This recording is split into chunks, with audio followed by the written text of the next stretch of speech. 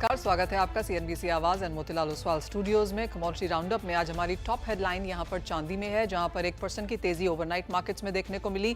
और अगर आप बैंक्स एंड ब्रोकरेजेस की रिपोर्ट्स देखें तो उन्हें लगता है कि चांदी आउट परफॉर्म करेगी। सोने को तो डेफिनेटली, बाकी काफी सारे मेटल्स को भी। और $40 पर आउंस तक के लेवल्स यहां पर बनते हुए नजर आ सकते हैं। क्या बन सकती है यहां पर चांदी की अगली चाल, इस पर करेंगे चर्चा। साथ ही बात करें यहाँ पर कच्चे तेल की, और पिछले 2 दिनों में 13% गिरने के बाद कल हमने यहाँ पर 2% की बढ़त आते हुए देखी, और एज ऑफ नाउ भी पॉजिटिव में कच्चा तेल कारोबार कर रहा है। यहाँ पर क्या स्ट्रैटेजी बनाएं, इस पर भी होगी चर्चा। साथ ही साथ इंटरेस्टिंगली सोयाबीन अब यहाँ पर काफी हॉट चर्चा में है। लेटेस्ट खबर यह है कि सरकार ने यहाँ पर सोयाबीन किसानों से राय मांगी है। एक बकायदा यहाँ पर ट्वीट किया गया है, एक फॉर्म डाउनलोड करके किसानों को यहाँ पर अपना फीडबैक देना है कि सोयाबीन उगाने में वो किस तरह से सक्षम है और किस तरह की कंसर्न्स हैं। इस पर भी होगी चर्चा। हमारे साथ इन सब पर बात करने के लिए जुड़ रहे हैं अनमोल सिल्वर के सीईओ किशोर रनवाल, केडिया एडवाइजरी के डायरेक्टर अजय केडिया, एनजीजीएन रिसर्च के मैनेजिंग पार्टनर नीरव देसाई। सबसे पहले बात लेकिन चांदी पे कर लेते हैं, क्योंकि चांदी ने अच्छी खासी तेजी दिखाई है। कुछ बहुत मुनाफा वसूली हमने सोने और चांदी दोनों में आते हुए देखी है, लेकिन चांदी ना सिर्फ लाख रुपए का यहाँ पर लेवल को होल्ड कर रही है, लेकिन लाख 4, लाख 5 हजार तक के लेवल्स भी हमने यहाँ पर एक कंसोलिडेशन मोड की तरफ जाते हुए देखे हैं। किशोर जी, कंसोलिडेशन तो अब यहाँ पर मार्केट्स में आ ही रहा है, और चाहे वो बैंक ऑफ अमेरिका है, सिटी है, गोल्डमैन सैक्स है, जेपी मॉर्गन है, सबका मानना है कि इस साल तक खत्म होते होते हम 38 से $40 पर आउंस के लेवल्स यहाँ पर बनता हुआ देखेंगे। तो क्लियरली बुलिशनेस काफी ज्यादा है। सबसे पहले आपकी सेंस प्राइसेस पर। नमस्ते Manisha ji. I have always told कि बोला था कि silver is the black horse. तो हम लोग जो प्रिडिक्शंस दिसंबर से करते आ रहे हैं कि 1 लाख चांदी टच होगी, 1,05,000 का लेवल्स क्रॉस होगा, 1,10,000 का प्रिडिक्शन किया था। तो 1,10,000 का प्रिडिक्शंस तो ऑलरेडी टच हो चुका है। फिजिकल मार्केट में चांदी आज 1,10,000 में बिक रही है।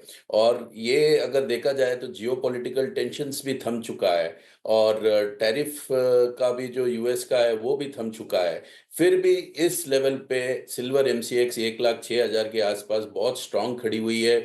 और अगर देखा जाए तो अभी 1,15,000 और 1,20,000 का जो विजन है, जो चांदी का बुलिशनेस है, आई डोंट थिंक कि ये काफ़ी लॉन्ग लेगा इस लेवल तक पहुंचने के लिए। लगता है कि जुलाई एंड के आसपास वी विल सी चांदी 1,20,000 के आसपास टच होने का। तो I am always bullish on silver, और इसलिए silver will have a good run. Oval absolutely, और इन्वेस्टमेंट डिमांड भी हमने यहाँ पर चांदी में काफ़ी हद तक बढ़ते हुए देखी है।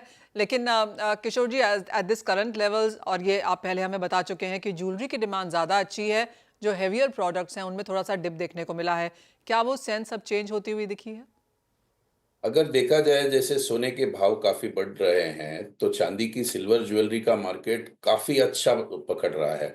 जो आम आदमी लोग हैं, जो आम आदमी है, जो वर्किंग क्लास है, द मिडिल क्लास है, वो पूरा community is shifting to silver. And silver का जो फिनिशिंग आ रहा है ज्वेलरी में, जो उसका सेम लुक एज गोल्ड आ रहा है, तो उस वजह से सिल्वर ज्वेलरी का मार्केट काफी अच्छा बूम पकड़ा हुआ है। आर्टिकल्स नो डाउट, बर्तन का मार्केट काफ़ी थोड़ा हिट हुआ है due to the high rice. And we see कि अगर ऐसे ही रेट बढ़ता जाएगा तो सिल्वर ज्वेलरी का मार्केट को बहुत अच्छी ताकत मिलेगी। हम्म। किशोर जी, अब आगे जाते हुए, क्योंकि जो अगस्त से यहाँ पर शादियों का, फेस्टिवल्स का सीजन शुरू हो जाएगा, किस तरह के इंपोर्ट्स हमने देखे हैं चांदी के इन द कंट्री, और क्या अवेलेबिलिटी यहाँ पर इनफ रहेगी? और मार्केट्स में जैसे आपने कहा, एमसीएक्स 1,06,000 पे है, लेकिन मार्केट्स यहाँ पर प्रीमियम पे फिलहाल ऑन ग्राउंड काम कर रही हैं। अगर इंपोर्ट्स का रिकॉर्ड देखे जाए, एज पर मेटल फोकस का रिकॉर्ड्स जो मुझे मिला है अभी, 433 टन्स का imports was done in the month of May, compare to the April जहां पे 166 टन्स था। तो you can see a 4 time jump in the imports in the month of May. So चांदी का तो जो डिमांड है वो तो इंडिया में आ रहा है, क्योंकि एवरी अप्रैल के महीने में कम होते हुए मई के महीने में 433 tons import hona is a big record, and already we have touched 2,100 ton approximately imports in India, which is a good number compared to last 4 months जो हम लोग देखें. तो imports in India is doing good, and silver coming months में अगर जो seasons आने वाले हैं, जैसे मैरिज सीजन्स है, जैसे ही मैरिज सीजन खुलेंगे तो चांदी का 100% बूम होने वाला है. अभी तक मार्केट स्लो चल रहे हैं, लेकिन अगर जैसे ही मैरिज सीजन आएगा चांदी का मार्केट बूम होने वाला है. हम्म जैसे आपने कहा डिमांड यहाँ पर काफी स्ट्रांग देखने को मिल सकती है और सबका यहाँ पर भरोसा फिलहाल चांदी की तरफ बनता हुआ नजर आया भी है. एक और सवाल यहाँ पर आगे जाकर, अब क्योंकि हमने सोने में इतनी ज्यादा बढ़त आते हुए देखी है, उसका एक स्पिल ओवर इफेक्ट यहाँ पर चांदी में आया है, लेकिन चांदी की जो इंडस्ट्रियल डिमांड है वहां पर काफी स्ट्रांग पिकअप भी है. तो इंडियन मार्केट्स अब आप यहाँ पर कैसा देखते हैं? क्योंकि पहले जैसे हम देखते थे कि यहाँ ज्वेलरी की डिमांड, आर्टिफैक्ट्स की डिमांड सिक्लिकल है, लेकिन अब क्योंकि यहाँ पर इंडस्ट्रियल डिमांड भी काफी स्ट्रांग है, वो मार्केट्स आप कैसे देखते हैं पैरेलल चलता हुआ? जैसे ही अभी जियोपॉलिटिकल टेंशन्स डाउन हो चुके हैं तो industrial demand on product should go up now. अच्छा खासा India is doing very good in industries, industrial production. तो आते ग्रीन सेक्टर ले लो, मोबाइल सेक्टर ले लो, बैटरी सेक्टर ले लो, जहाँ पे चांदी यूज होती है, ये सेक्टर्स काफ़ी अच्छे अच्छे चल रहे हैं. तो अभी पॉलिटिकल टेंशन्स कम होने से प्रोडक्शन और बढ़ेगा और चांदी का डिमांड इसमें और लगेगा. और इंडस्ट्रियल डिमांड की जो चांदी का people who are using silver in the industries, उनके लिए ये चांदी के लिए ये एक अच्छा साइन है कि वहाँ डिमांड बढ़ेगा तो भाव भी बढ़ेंगे. Well absolutely. और चांदी यहाँ पर काफी इन फेवर भी है, और जैसे मैंने कहा कि सभी लोग यहाँ पर कह रहे हैं कि चांदी आउट परफॉर्म करेगी सोने को. तो अगर आप निवेश करना चाहते हैं तो चांदी एक बेटर बेट यहाँ पर हो सकती है. किशोर जी, बहुत शुक्रिया साथ जुड़ने के लिए और वो सेंस फिजिकल मार्केट्स में हमारे दर्शकों के साथ शेयर करने के लिए. अजय, आप कैसे देखते हैं चांदी को और आपकी क्या सेंस है, प्राइसेस कहाँ जाएंगे? जैसे किशोर जी कह रहे हैं जुलाई एंड तक 1,20,000 का लेवल आ जाएगा, आपको क्या लगता है? नमस्कार मनीषा जी. देखिए, चांदी में मैं भी काफी बुलिश हूँ, बट इतने शॉर्ट पीरियड में मुझे थोड़ा डाइजी लगता है, बिकॉज ऑलरेडी काफी बड़ी रैली अप हो चुकी है. हालांकि $37 अगर ब्रीच होता है तो डेफिनेटली ये 40 का ही अगला घर है. बट मेरा मानना है कि जिस ढंग से जो बड़े बड़े इवेंट्स थे वो अब मैच्योर होते हुए दिखाई दे रहे, तो एक छोटा करेक्शन मैं पहले देख रहा हूँ. और हम अगर क्वार्टर 4 की अगर बात करें, ईयर एंड की, अक्टूबर नवंबर दिसंबर, ये पीरियड में देख रहा हूँ कि 1,20 नहीं 1,30 तक का भी लेवल दिखा सकता है. लेकिन आप ये देखिए, जो वन साइडेड रैली हमने अभी आते हुए देखी, इसके बाद करंट लेवल से फ्रेश बाइंग, अगर हम ट्रेडर पॉइंट ऑफ व्यू से बात करें, इन्वेस्टर पॉइंट, तो यहाँ पे आपको बाइंग नहीं दिखाई देगी. तो एक एटलीस्ट मुझे लगता है कि 7-8% तक का एक पुल बैक आना चाहिए, उसके बाद ही इसमें बाइंग आते हुए दिखाई देगी. बट हाँ, ये साल आपको $40 आराम से क्रॉस करता हुआ दिखेगा और डोमेस्टिक मार्केट में रुपए की गिरावट और एड ऑन करेगी, जो 1,30 का लेवल भी दिखा देगा. हम्म अजय, सोने को आप कैसे देखते हैं? क्योंकि कुछ बहुत इंप्रूवमेंट यहाँ पर आते हुए नजर आई है और एक कंसोलिडेशन, स्ट्रॉन्ग कंसोलिडेशन में मोड में सोना. सोने में देखिए, मंडे जिस दिन से एक उम्मीद थी कि जो इवेंट हुआ था संडे को, उसके बाद लग रहा था कि सोने में जबरदस्त तेजी आएगी, बट वैसा हुआ नहीं. 3400 के ऊपर गया नहीं प्राइसेस. इनफैक्ट हमने लोअर साइड आते हुए देखा. मंगलवार को ये दबाव और बढ़ता हुआ दिखाई दिया जैसे सीज फायर की अपडेट आए. बट एक टेक्निकल चीज आपको यहाँ पे देखना चाहिए, 3290 इंटरनेशनल में 3290 का ये डबल बॉटम बनाया हुआ है, जिसके चलते कल हमने देखा प्राइसेस बहुत ही स्ट्रॉन्ग सपोर्ट लेकर रिकवर करने की कोशिश कर रहा था. हालांकि आज भी मार्केट बिल्कुल फ्लैट ट्रेड कर रहा है, तो नई गिरावट के लिए मुझे 3290 के नीचे जाना पड़ेगा, तब जाकर मैं नीचे में 3160 से 3120 का भी लेवल देख पाऊंगा. तो मैं तेजी बिल्कुल ही नहीं देख पा रहा हूँ. हाँ, जैसे कल हमने एक बाउंस देखा था, आज डोमेस्टिक मार्केट में या इंटरनेशनल की बात करें तो 3350-55 तक का एक जंप आ सकता है. डोमेस्टिक मार्केट में भी हम 97 500-600 तक का एक जंप देख सकते हैं, बट ये सस्टेनेबल नहीं दिखाई दे रहा है. ओवरऑल मुझे लगता है सोने में दबाव और बढ़ता हुआ दिखाई देगा. हम्म अजय, मेटल्स कैसे देखते हैं आप? क्योंकि overall metals as a sector even equity के लिहाज से खरीदारी में बनता हुआ नजर आया है. अंडरलाइंग कमोडिटी में अब यहाँ पर क्या सेंस है?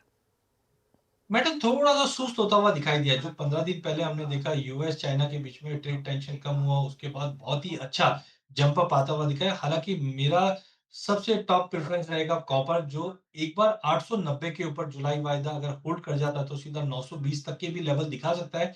बट थोड़ा कंसोलिडेशन होते जा रहा है, बट ओवरऑल मेटल में अच्छी है. अगर फ्रेश बाइंग किसी को करनी है तो जुलाई वायदा कॉपर के अंदर 884 के करीब लेके चलिए, 878 का स्टॉप लॉस लगाइए, 900 तक का टारगेट, बट हफ्ते भर का व्यू लेके चलना।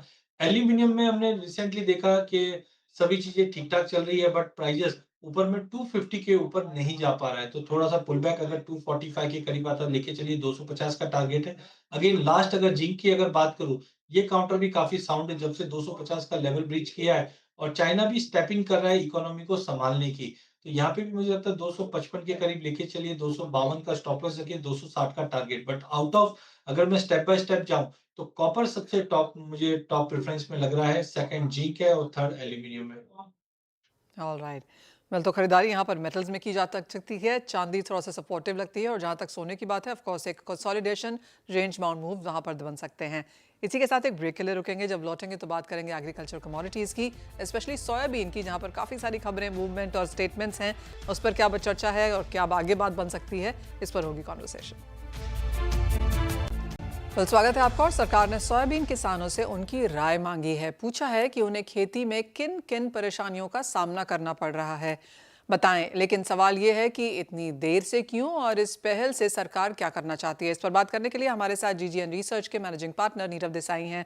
नीरव, सोयाबीन चर्चा में है, हमने मिनिस्टर को लगातार बात करते हुए देखा है और अब तो एग्री मिनिस्ट्री ने यहाँ पर ट्विटर के थ्रू एक फॉर्म, एक QR कोड यहाँ पर डाला है और पूछा है किसानों से उनकी राय। अच्छी बात है, किसानों से उनकी राय पूछी है, लेकिन क्या ये बहुत ही डिलेड है और इस चर्चा का क्या क्या निकाल देखते हैं आप? सी आई थिंक सोयाबीन फार्मर तो काफ़ी कंफ्यूज्ड है। यहाँ पे गवर्नमेंट से डिफरेंट डिफरेंट क्यूज आ रही हैं। एक जगह हम जो लास्ट ईयर की MSP 4890 थी, वही एक मजाक बन के रह गया था। पूरे साल सोयाबीन 4250 से 4450 4500 के बीच में चलता रहा है। आज ऑफ सीजन होने के बाद भी मार्केट 4500 को बहुत क्रॉस नहीं कर पा रहा है। गवर्नमेंट ने सितंबर में ड्यूटी हाइक करी थी, उसके बाद अभी ड्रास्टिकली 10% लो कर दी, जबकि ये सोइंग टाइम था, फार्मर का डिसाइडिंग टाइम था सोयाबीन का। तो आज की तारीख में सोयाबीन का प्राइस लास्ट MSP को भी नहीं मैच कर रहा है। अब उसके बाद गवर्नमेंट ने उसको फर्दर रिवाइज करा है 52-5300 के आसपास।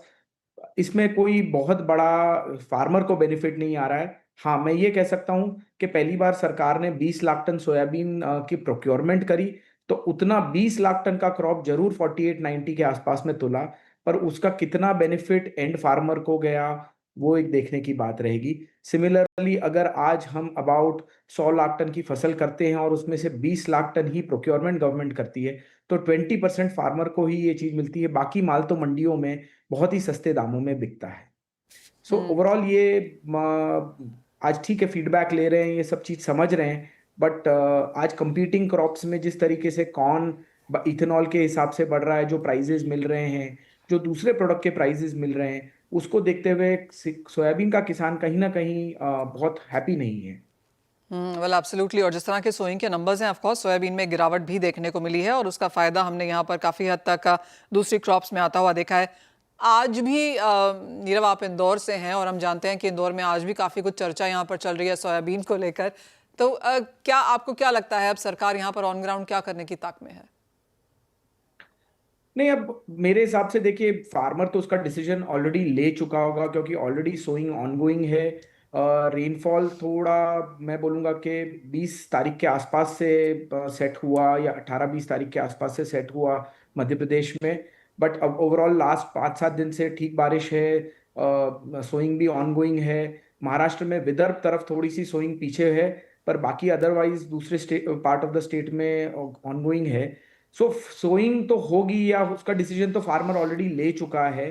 और मुझे लगता है कि जो बारिश है उसमें आगे पीछे होके सोइंग तो हो जाएगी, बट कहीं ना कहीं सोयाबीन का किसान अब दूसरी तरफ जा सकता है, ऐसा मुझे लगता है। डेफिनेट है कि एकरेजेस कहीं ना कहीं इसमें रिड्यूस होंगे।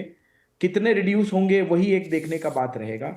और अब मुझे नहीं लगता है कि कोई सोइंग डिसीजन बहुत जल्दी फार्मर का चेंज हो सकता है। जैसे आपने कहा 5200 के आसपास की MSP है और प्राइसेस शायद 4500 के आसपास चल रहे हैं और क्लियरली ये बुआई का समय है, तो वो नंबर्स यहाँ पर शायद कमज़ोर होते हुए दिखेंगे ही। आपको क्या लगता है इंपोर्ट्स की बात लेकर यहाँ पर, क्योंकि जिस तरह की स्टेटमेंट्स हैं, जैसे आपने कहा किसान कंफ्यूज्ड हैं, आप कहेंगे इन सम सेंस थोड़ा सा वही हाल यहाँ पर अथॉरिटीज़ का भी लग रहा है, क्योंकि काफ़ी सारी स्टेटमेंट्स हमने यहाँ पर सोयाबीन में आते हुए देखी हैं। इंपोर्ट ड्यूटी कम हुई है, एमएसपी बढ़ता हुआ नजर आया है, ज़्यादा इंपोर्ट नहीं करना चाहिए, ऐसा भी बोला गया कि आत्मनिर्भरता की तरफ हमें जाना चाहिए। तो कॉन्ट्रडिक्टिंग है ये सारा। 100% कॉन्ट्रडिक्टिंग है, और कहीं ना कहीं क्लियर लॉस पे सोयाबीन फार्मर है और सोयाबीन क्रश इंडस्ट्री है ओवरऑल। क्योंकि आज शॉर्ट टर्म के लिए ठीक है, आज बीन्स उनको लास्ट ईयर सस्ता मिल गया, बट आने वाले टाइम में अगर फार्मर को अच्छा रिवॉर्ड नहीं मिलता है तो वो एकरेजेस तो डाउन होंगे।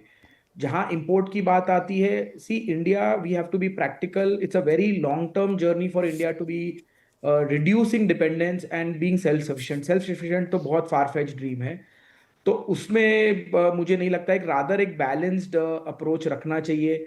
हमको ये डिसाइड करना चाहिए कि प्रैक्टिकल सोयाबीन का प्राइसेस वर्ल्ड मार्केट को देखते हुए, लोकल क्रश को देखते हुए क्या हम मेंटेन कर सकते हैं on the higher side. Edible oil के प्राइसेस भी हम कैसे एक रीजनेबल रेंज में रख सकते हैं, but they have to be little rewarding, ताकि फार्मर जो है सोयाबीन का एकरेज, मस्टर्ड का एकरेज रिड्यूस नहीं करें। Dynamic duty structure is one thing definitely which can work for India, क्योंकि आज हमने ड्यूटी रिडक्शन तो किया, पर आज उसके कारण ये जो टाइमिंग है वो बहुत सही नहीं रहा है, और world market absolutely absolutely Nirav ji, आप जैसे आप कह रहे हैं कि जिस तरह say that point is well taken कि सेल्फ सफिशिएंसी तो बहुत ही फार फेच ड्रीम है। जिस तरह के क्यूज हम ऑन ग्राउंड यहाँ पर आता हुआ देख रहे हैं, क्लियरली यहाँ पर काफ़ी कुछ ऑन ग्राउंड करने की ज़रूरत पड़ेगी। बहुत शुक्रिया एज ऑलवेज नीरव, अपना राय एनालिसिस उस बात पे देने के लिए। अजय, आप कैसे देखते हैं कंफ्यूज्ड किसान, contradicting statements and steps from government? Self sufficiency की बात तो हो रही है, लेकिन वो बहुत दूर दूर तक कहीं नहीं। बिल्कुल, अगर पूरे एडिबल ऑयल कॉम्प्लेक्स की बात करें तो एक डर जैसा माहौल बना हुआ है, जिस दिन से हमने वॉलेटिलिटी भी बनते हुए देखी है, और क्रूड के मूव से भी हम देख रहे हैं पाम ऑयल का इम्पैक्ट आ रहा है, और ये न्यूज कंटिन्यू बन रही है। लेकिन सबसे इंपॉर्टेंट जो नीरज जी ने भी बताया है वो है सोइंग का डाटा, क्योंकि हम देख रहे हैं कि मक्का जिस दिन से डीजीजीएस का रुतबा बढ़ रहा है तो वहां पे शिफ्टिंग डेफिनेटली होगी। जब एक्चुअल नंबर्स आएंगे तो ही ज्यादा क्लैरिटी मिलेगी, बट हाँ, एज ऑफ नाउ सब चार्ट भी वेट कर रहा है कि मार्केट किस तरह मूव करता है, और टाइमिंग थोड़ी सी दबाव जरूर मिल रहा है, लेकिन ऐसा नहीं लग रहा है बहुत ही ज्यादा फ्री फॉल जैसी सिचुएशन आ जाएगी। जिस ढंग से एरिया इस बार कम होगा, ये कहीं ना कहीं प्राइसेस को एक बार सपोर्ट करता हुआ दिखाई दे सकता है। अजय, मॉनसून अगर हम जून के महीने में देखें तो डेफिशिएंट लगता हुआ नजर आ रहा है, लेकिन एक रिवाइवल जरूर ऑन द होराइजन है। जिस तरह की बुआई देखने को मिली है, कहां पर कुछ कंसर्न बनता हुआ देखते हैं आप? कंसर्न सबसे पहले हल्दी में देखेंगे, क्योंकि 2-3 दिन पहले ही मेरा कुछ फार्मर से बात भी हुआ, तो मराठवाड़ा, हिंगोली ये एरिया में बारिश काफी कम है। नो डाउट हमने ये जितने भी बॉर्डर एरियाज है वहां पे अच्छी बारिश देखी, बट उसकी वजह से हल्दी में कल हमने एक अच्छी खासी तेजी इनिशियली देखी थी, बट उसके बाद गिरावट बढ़ी। बट मुझे लगता है कि यहाँ पे हल्दी मुझे काफी अच्छा काउंटर लग रहा है, बिकॉज अगर यील्ड में थोड़ा भी अभी तक की जो गिरावट थी वो सोइंग और बरसात को लेकर हुई थी, जिसकी वजह से ये गिरावट आई थी। बट अगर कहीं पे भी यील्ड में कुछ कमी आती है तो प्राइजेस को ये अपलिफ्ट वापस दे देगा। तो मुझे लगता है हल्दी के अंदर 13,700 पे लेके चलिए, 13,400 का स्टॉप लॉस लगाइए, छोटा टारगेट रखिए अभी तो एज ऑफ नाउ 14,200 तक का। बट कुल मिला के बैलेंस शीट भी टाइट है, और यील्ड में कमी आती है तो और ज्यादा अपसाइड देखने मिल सकता है। तो कुछ खरीदारी के मौके यहाँ पर हल्दी में स्पेशली बनते हुए नजर आ रहे हैं। बहुत शुक्रिया अजय, आपका भी साथ जुड़ने के लिए। और इसी के साथ फिलहाल इस कार्यक्रम में इतना ही समय है, लेकिन लौटेंगे तो बात करेंगे यहाँ पर इक्विटीज मार्केट की।